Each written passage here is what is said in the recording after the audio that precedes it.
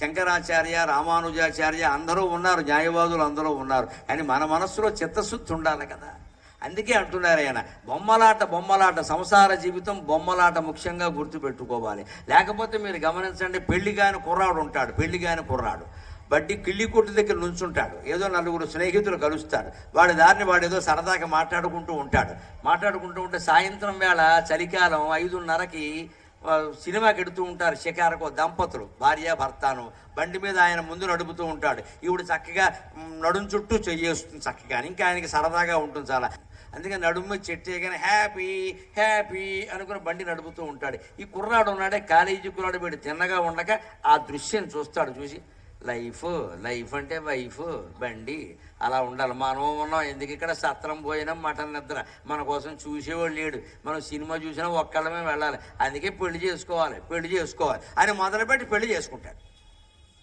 అందుకే పెళ్లికి ఆయన తర్వాత 2 ఏళ్ళు అయ్యేసరికి ఈ లైఫ్ అన్నీ ఎంత బాగుంటాయో అర్థమైపోతాయి ఖచ్చితంగా. పెళ్ళి అయిన మొదటి సంవత్సరం భార్య మాట భర్త వింటాడు. కొత్త మోజు కదా, మా ఆవిడని తిరుగుతూ ఉంటాడు. ఈ అమాయకురాల పాపం, మా ఆయనకి నేనంటే ఎంత ఇష్టం, ఏడాదేనమ్మా, కంగారు పడకే, ఏడాదే యానివర్సరీ అవగానే మారిపోతాడు, అనుమానం లేదు ఇక్కడ.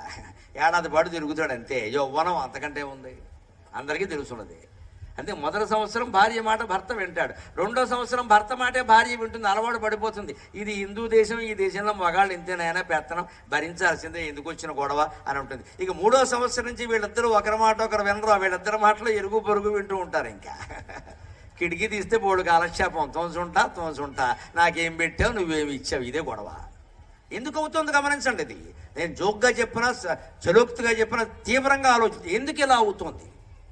పెళ్ళైన మొదటి సంవత్సరం ప్రేమించినటువంటి భార్యను 30 ఏళ్ళైనా ఎందుకు అదే ప్రేమని మనస్సులో పెట్టుకోలేకపోతున్నాం. మనం శరీరాన్ని ప్రేమించాం, ఆవిడ మనస్సును చూడలేదు, ఆవిడ తత్వాన్ని చూడలేదు, ఆవిడ సేవను చూడలేదు, దేన్ని చూడాలి, శరీరాన్ని చూసాం మనం. అందంగా ఉంది, లేదా కట్నం ఎక్కువ ఇచ్చింది, లేదా హార్డ్వేరు బాగా సంపాదిస్తుంది, ఇదే ఆలోచించాం మనం.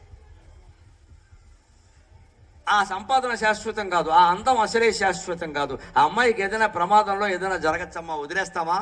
ధర్మం అది. ఖచ్చితంగా మన హిందూ ధర్మం ప్రకారం, ఇందాక కాళిదాసు భార్య ఏం చేసిందండి, అతను ఏదైనా సరే, చదువు రాకపోయినా సరే, అతనే తన భర్త అని భావించి అమ్మవారిని ఆశ్రయించి చదువు వచ్చేలా చేసుకుంది. కానీ చదువు రాదు కాబట్టి విడాకులు ఇస్తానని చెప్పలేదండి. అటువంటి విద్యాధరులు లాంటి స్త్రీలు తయారవ్వాలమ్మా, మన ఆశయం అది, మన ఆలోచన అది. ఎట్టి పరిస్థితుల్లో వివాహం అయింది అంటే ఏం కానీ ఎంత ఇబ్బంది పడినా అదే భర్త అదే భార్య ఉండాల్సిందే, జీవితాంతం గడపాల్సిందే. అప్పుడే పార్వతీ పరమేశ్వరుల కటాక్షం మనకి లభిస్తుంది. భార్య ఉండాల్సిందే, జీవితాంతం గడపాల్సిందే, అప్పుడే పార్వతీ పరమేశ్వరుల కటాక్షం మనకి లభిస్తుంది. ఇవాళ సమస్య ఎలా ఉంది అంటే 2-3 ఏళ్ళు కూడా కలిసి ఉంటారనే గ్యారంటీ లేదండి. ఇవరకు పెళ్లి చేస్తే ఓ పని అయిపోయింది, అమ్మాయిలందరికీ పెళ్లిళ్ళు చేసేసాం అని సుఖంగా కాళ్ళు చాపేసేవాడు. ఇప్పుడు చాపడానికి లేదండి. 2 ఏళ్ళది అమ్మాయిలు మళ్ళీ రిటర్న్ బ్యాక్ వెనక్కి. ఏంటంటే నాకు కుదరదు, నేను ఉండను, అంతే. ఇప్పుడు ఏం చేయాలమ్మా? ఒక పెళ్లి చేయడమే కష్టమైంది, 2వ పెళ్లి ఎవడు చేస్తాడు? అలాగే ఆవిడని చేసుకోమన్నాం అనుకో, ఎవరిని చూసుకుంటుందో తెలియదు, కొంపలు అంటుకుపోతాయి. ఇప్పుడు తల్లిదండ్రులు ఏమవ్వాలి? అమ్మాయిని సమర్థించకుండా ఉండలేరు. దానికి మొత్తం పరిష్కారం ఎక్కడుందంటే, ఒక్కసారి ధర్మేచ అర్థేచ కామేచ నాతిచరామి అన్నాక కట్టుబడి ఉండవలసిందే, మాట్లాడడానికి వీల్లేదు. అదే హిందూ ధర్మం, అదే హిందూ సంప్రదాయం. అమెరికా సంప్రదాయాలన్నీ మనకు వచ్చేసి రకరకాలుగా మారిపోతున్నారు మనుషులంతే. నీ లెక్క నాకేమిటంటే నీ లెక్క నాకేమిటి, ఎవరి లెక్క ఎవరికి లేనప్పుడు మనకి దేవుడి లెక్క మాత్రం దేనికంటే పని లేక. ఏమీ లేకపోయినా ఆయన నందివాహన నాగభూషణ ఆయనేమో ఏనుగుతోలు కట్టుకుంటాడా, ఈవిడేమో అరుణారుణ కౌసుంభ వస్త్ర భాస్వత్ కటీదటి ఎర్రన పట్టుచీర కడుతుందా, ఈవిడేమో రత్న గ్రవేయ చింతాకలోల ముక్త ఫలాన్విత. అమ్మవారి హారం ఎలా ఉంటుందంటే రత్నాల హారం అంట, అందులో మళ్ళీ చివర ముత్యాలు వేలాడుతూ ఉంటాయట, మధ్యలో చింతాక పథకం ఆకుపచ్చ రంగులో ఉంటుంది. ఇంత వైభవం ఆవిడికి. ఆయనకి ఏమిటండి, మెళ్ళ ఓ పామ, చేతికి ఓ పామ, వెనకాల ఓ పాముల. ఈ పాములాన్నేమో ఈవిడ పెళ్లి చేసుకోవడం అమ్మడికి. ఆయన గారితో కాపురం చేస్తున్నందుకు ఇవిడికి నోబెల్ బహుమతి ఇవ్వాలి అమ్మవారికి. ఆయనేమో చర్మం కట్టుకుంటాడా, ఈవిడేమో పట్టు చీర కట్టుకుంటుందా, ఆవిడేమో సర్వాభరణాలు పెట్టుకుని అలా కూర్చుంటుందా అమ్మవారు శుభ్రంగాను. ఆయనేమో ఏమీ లేకుండా ఏనుగుతోలు కట్టుకుని పావులు పెట్టుకుంటాడా.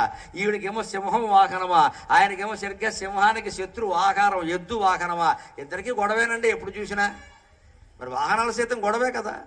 పైగా ఆయన ఉండేదేమో శ్మశానం. కావాలంటే ఆయన ఏమంటాడు, ఇల్లు కొనమంటే శ్మశానంలో ఖాళీగా ఉంది దా అంటాడు ఆయన.